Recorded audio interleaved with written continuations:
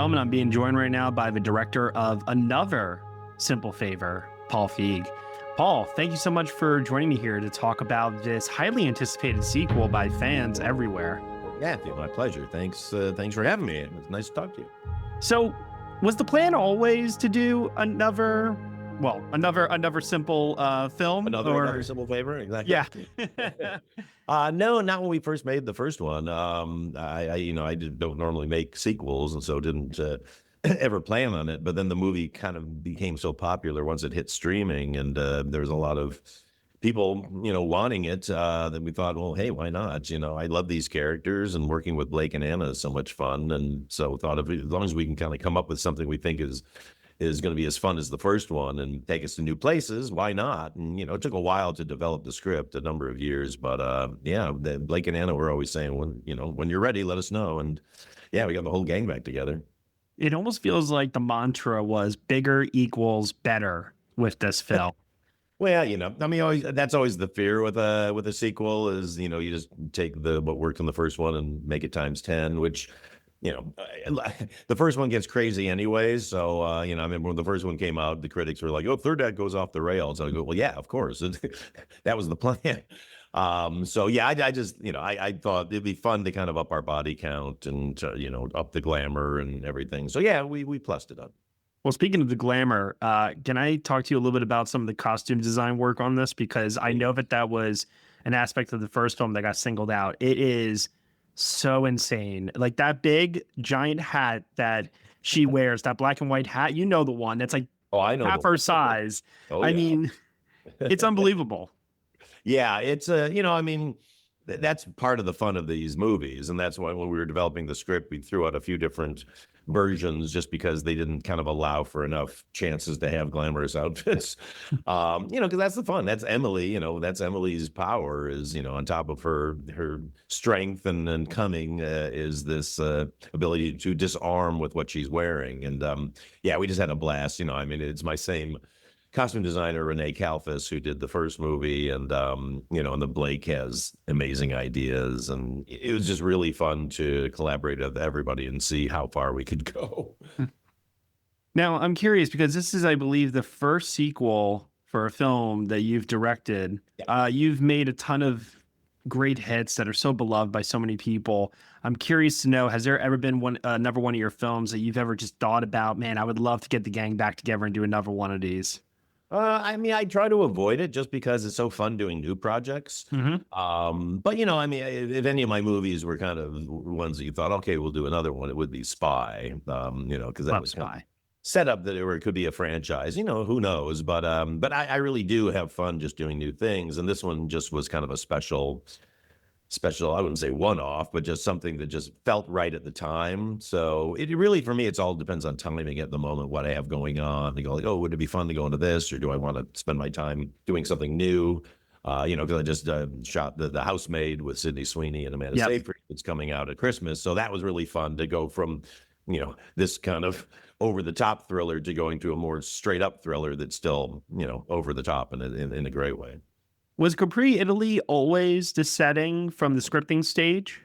Yeah. That was one of the main inspirations is, we knew we wanted to get these characters back together, knew we had to throw them into some new kind of situation and new locale. Hopefully, I didn't want to keep it in the suburbs. Right. And I'd always been trying to figure out a movie to shoot in Capri because my wife and I have been going there for 30 years. And I'm always like, oh, there's something we can shoot here. I don't know. Is it a love story? Is it a wedding? Is it what? So then I was like, oh, wait, here, I can finally do my Capri wedding story just with lots of murder.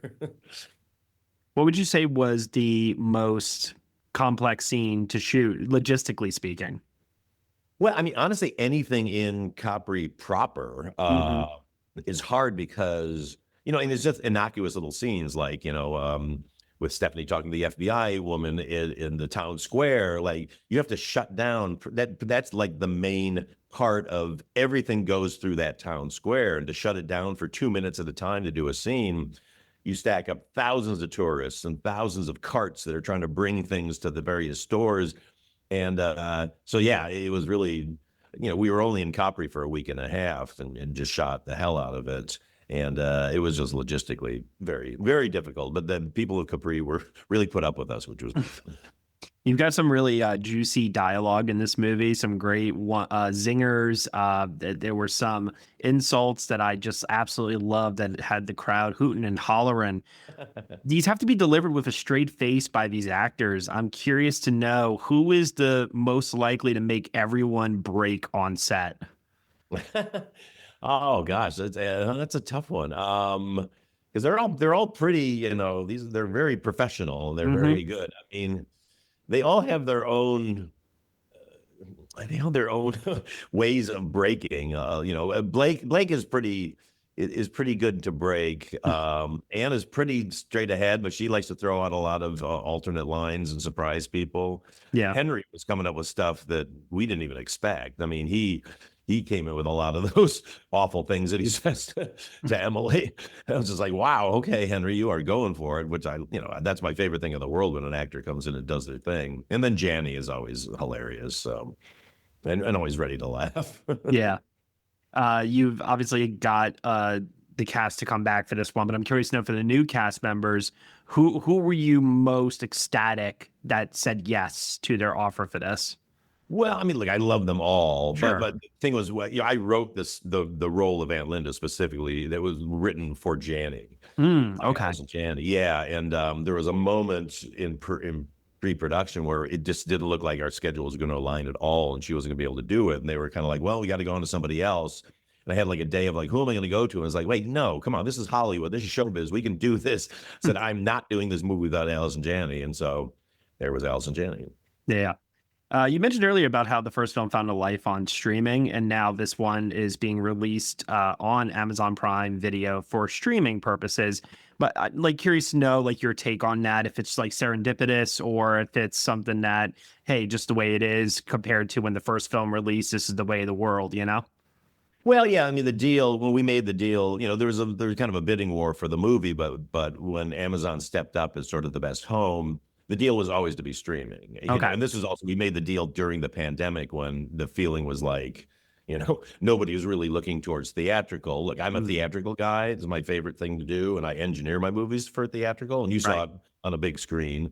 But look, hey, more people will get to see it on streaming because it's so convenient to just go click and turn it on. So as a filmmaker, all you really want is the most amount of people to see your movies. And so however they do. But that said, I hope people will gather together and kind of have parties for it and watch it, with a group because, it's a fun experience to hear people laugh and react to the various things that happen.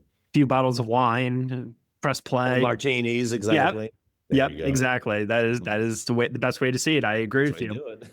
I saw it at South by Southwest at the premiere Oh, with the crowd, and like the crowd was just eating it up so much. It was so much fun. But I'm curious to know too, like going back to like the plotting without revealing anything, of course. When you're getting to that third act, and you know that you need to develop a twist after twist and have it kind of like expand itself to a point where it just I don't want to say it goes completely off the rails, but it's like one of those things where it's like, wow, like this is a very, very different film than where we first initially started.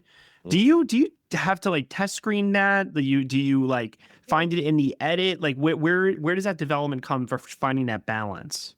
Well, the development comes in the script phase, Hmm. obviously, when we're developing the story. And, look, I'm a maximalist and I want these movies to kind of spin out of control. I mean, some critics take me to task for it, kind of almost as if I don't realize it's happening. And it's like, No, I guys, never this is met a all filmmaker intentional. who I want this wasn't thing. aware of that. Yeah, Yeah. I want this to go nuts. You're right, exactly. But we heavily test screen our movies as we're putting them together, not just once it's finished. As soon as I can into my 10 weeks of, DGA given cut time, like 5 or 6 weeks in, I'll do a test screening just to see what I have and to see if the audience is going along for the ride. So that's why sometimes, when critics are like, complaining about stuff, you go like, guys, this was tested with audiences. Like we get, we don't lock something until we have like 90% of the audience really is into it and really buying it. So, I can sit around all day and say, I think this is great. If an audience doesn't agree, then I'm out of the business. Yeah, no, totally. And you know what? Like, sometimes you just get a difference of opinion, and that's completely fine. I think it's very evident and clear based on the buzz and the hunger for this that people want more. Is there a chance they'll be number three? I mean, the door is left open. Let's just say that, as you see in that last scene. So who knows? I mean, it depends how we do and what everybody's schedules are, and if we have a great idea or not. But this would be a fun one to revisit. I always said I don't do sequels, but I never said I don't do threequels. So we'll see. We'll see what happens. Well, Paul, I really thank you for your time here today. Really appreciate it. I hope people definitely check out Another Simple Favor, now currently streaming on Amazon Prime Video. Please do. You're gonna have fun. Take care. Thanks. You too, Matthew. Cheers.